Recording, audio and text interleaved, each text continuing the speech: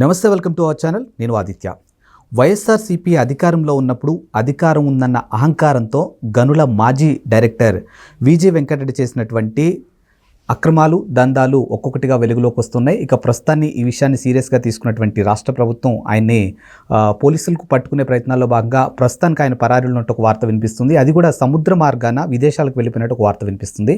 మరి ఈ అంశం గురించి మాట్లాడడానికి ప్రస్తుతానికి మనతో పాటు స్టూడియోలో ఉన్నారు ప్రముఖ పొలిటికల్ అనలిస్ట్ అంకంరావు గారు. సార్ని అడిగి మరిన్ని విషయాలు తెలుసుకుందాం. సార్ నమస్కారం. సార్ నమస్తే. మాజీ గనుల డైరెక్టర్ విజి వెంకటరెడ్డి చేసినటువంటి అక్రమాలు ఒక్కొక్కటిగా వెలుగులోకి వస్తున్నాయి. ఇక ప్రస్తుతానికి ఆయన కోసం పోలీసులు గాలింపు అయితే చేపట్టారు. మరి ఆయన సముద్ర మార్గాన విదేశాలకు వెళ్ళిపోయినట్టు ఒక వార్త వినిపిస్తుంది. మరి ఇందులో ఎంతవరకు వాస్తవం ఉండొచ్చు? వాస్తవమే, ఇందుట్లో వినిపించేది ఏముంది, వాస్తవమే. అతను పరారీలో ఉన్నాడు, ఎక్కడ ఉన్నాడో తెలియదు. అతను ఎన్నికల ఫలితాలు వెలువడిన తర్వాత చంద్రబాబు నాయుడు గారు అధికారం చేపట్టబోయే ముందు రోజు వెళ్ళాడని చెప్పి మనకు అందుతున్నటువంటి సమాచారం. అసలు వెంకటరెడ్డి ఒక్కడే చేశాడు. అవి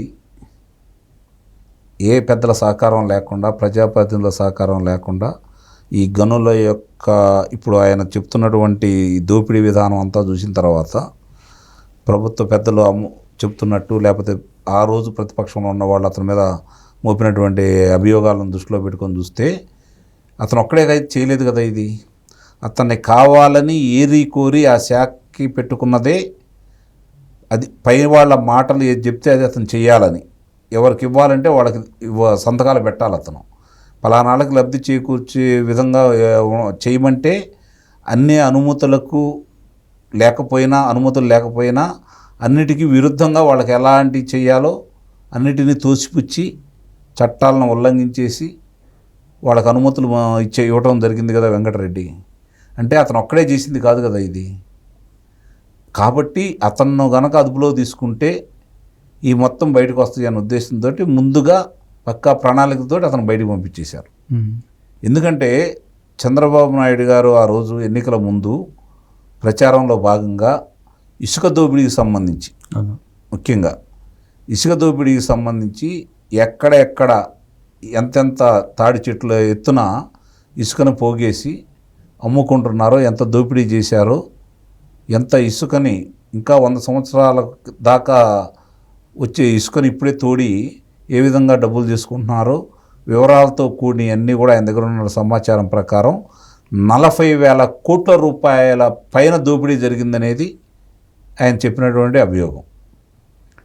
ఇప్పుడు దానికి సంబంధించిన వెంకటరెడ్డి అనే అధికారి తన యొక్క పరిధిని దాటి వాళ్ళు ఎవరు చెప్తే వాళ్ళకి ప్రయోజనం చేకూర్చే విధంగా అనుమతులు ఇస్తూ అతను చేసిన విధానం అన్నీ కూడా ఇప్పుడు అన్నీ బయటకు వస్తూనే ఉన్నాయి. కాబట్టి ఇప్పుడు అతని కనుక ఇక్కడ ఉంటే, అతను అదుపులో తీసుకుంటే ఎక్కడ మా పేర్లు బయటకు వస్తాయో అని చెప్పని వీళ్ళే బయటికి పంపించారని చెప్పి నేను అంటున్నాను.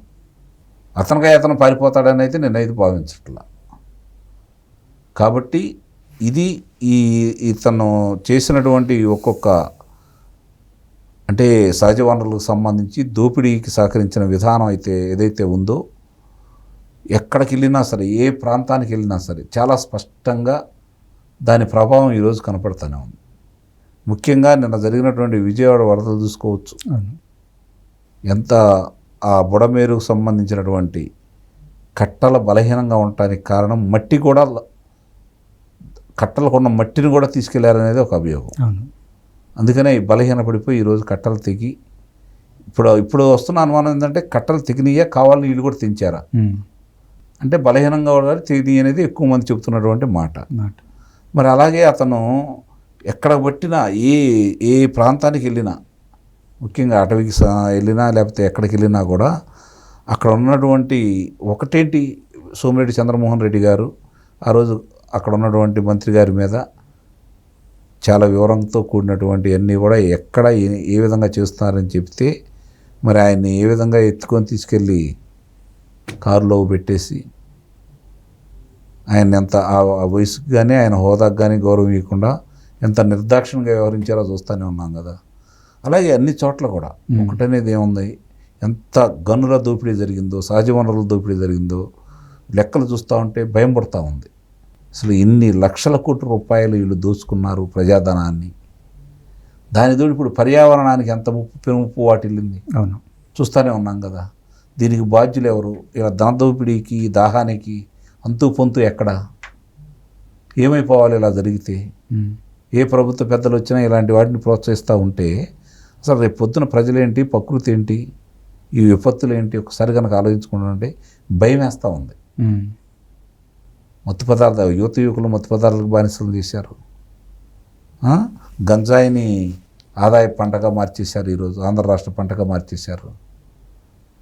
నకిలీ మద్యం ద్వారా ఎన్నో లక్షల మందికి అనారోగ్యం పాలు చేశారు. మద్యం టాపిక్ వచ్చింది కాబట్టి అడుగుతున్నాను సార్. వాస్తవరెడ్డి కూడా కనిపించకుండా పోయినట్టున్నారు. వాసుదేవరెడ్డిని అదుపులో తీసుకున్నారు కదా. ఓకే. బెంగళూరులో అదుపులో తీసుకున్నారు కదా. ఓకే. బెంగళూరులో ఎందుకు దొరికాడు?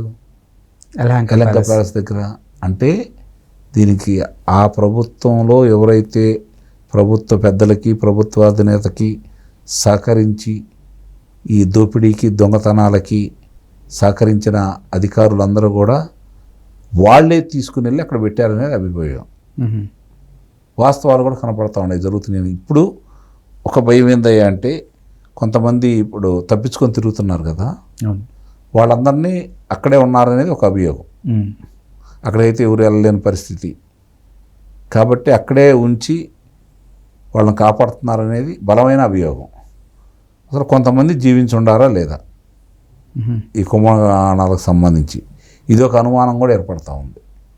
ఇప్పుడు ఈ ప్రభుత్వం దీనికి సంబంధించినటువంటి అన్ని వివరాలు, దోపిడీలు 5 సంవత్సరాల్లో జరిగినటువంటి దోపిడీ, సహకరించినటువంటి అధికారులు, ఇబ్బంది పెట్టి ప్రజలను ఇబ్బంది పెట్టిన వాళ్ళ సిబ్బంది, వీళ్ళందరినీ కూడా శిక్షలు వేయాల్సిన బాధ్యత అయితే ఇప్పుడు ఉన్న ప్రభుత్వం మీద ఉంది. అదేవిధంగానే ముందుకు వెళ్తారని అయితే భావిస్తున్నాం, చూస్తున్న కొన్ని చర్యలు చూస్తూ ఉంటే. కాబట్టి ప్రజలు కూడా సత్వరం న్యాయం జరగాలని, వీళ్ళందరికీ శిక్షలు పడాలని కోరుకుంటా ఉన్నారు. సరే, అది వాళ్ళు అంతకుముందు చేసినట్లుగానే చేయాలి, ఎందుకు చేయరు, వీళ్ళ మీద అభియోగాలు ఉన్నాయి కానీ అనుకుంటున్నారు. కానీ కొంత ఆలోచించుకోవాలి.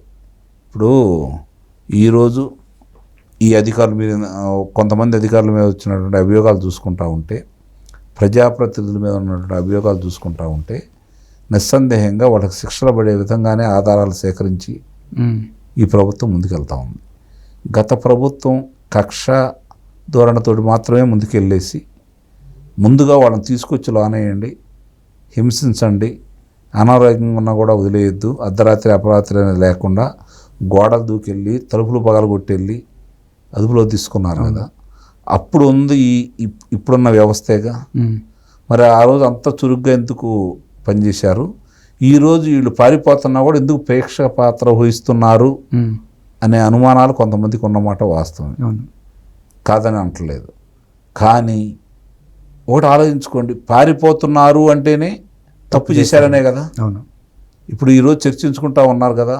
లేదు, ఆ రోజు అచ్చెన్నాయుడు గారినో, లేకపోతే చంద్రబాబు నాయుడు గారినో, లేకపోతే మీకు కొల్లు రవీంద్ర గారినో, దుడిపేడ నరేంద్ర కుమార్ గారి లాగానో, లేదంటే జేసీ ప్రభాకర్ రెడ్డి గారి లాగానో, చింతమనేని ప్రభాకర్ సోదరులానో, ఇట్లా వరుసనే చూసుకుంటా వస్తే మనకి చాలా స్పష్టంగా కనపడతా ఉందంటే కక్ష సాధింపు, వీళ్ళ మీద ఎవరి మీద ఎలాంటి అభియోగాలు నిరూపించలేకపోయారు. 5 సంవత్సరాలు వాళ్ళకి సమయం కూడా సరిపోలేదు.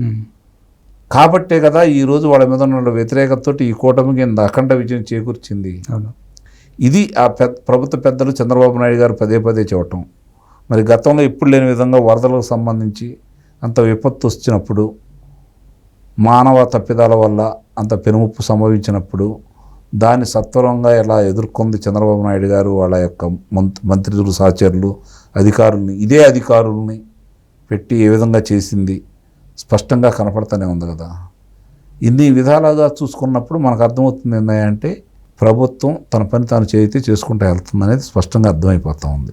కాకపోతే ప్రజల కోరిక సత్వరం న్యాయం జరగాల. ఆ రోజు ఇంత హింస చేసిన వాడికి, దుర్మార్గంగా చేసిన వాళ్ళకి ఏమన్నా వీళ్ళు కూడా అలానే తీసుకొచ్చేసి బడిత పూజ చేయాలని వారు కోరుకోవడంలో తప్పు అయితే లేదు. కానీ ఆ విధంగా కాకుండా వాళ్ళకి శిక్షలు పడే విధంగా వెళ్ళాలనే తాపత్రయం చంద్రబాబు నాయుడు గారు, పవన్ కళ్యాణ్, లోకేష్ గారు ఆలోచిస్తున్నారనేది మనకు అర్థమవుతుంది. కాబట్టి ఏ పందా మంచిది అనుకుంటే ఇప్పుడు ఈ ప్రభుత్వ పెద్దలు అనుసరిస్తున్న పందానే మంచిదని అయితే నేను అభిప్రాయం వ్యక్తం చేస్తున్నాను. Thank you sir.